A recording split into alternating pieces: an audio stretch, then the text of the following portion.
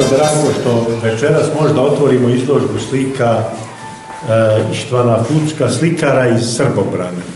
U stvari, koje umeti izraza, vidite i sami različiti. Od duboreza, reljefa, skulptura, slika, znači jedan kompletan umetnik.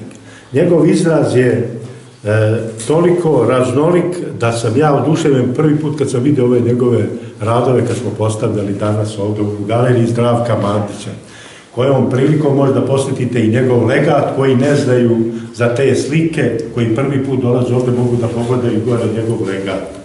Meni je drago što je, kao što vidite, ova prostorija je malo sređena, sad okrečena. Ako dragi Bog da, okrećit će se gore i legat, tako da ova zgrada naša bude baš jedan lepi kulturni centar. Koristim priliku da vas sve pozdravim, drago mi je da ste došli.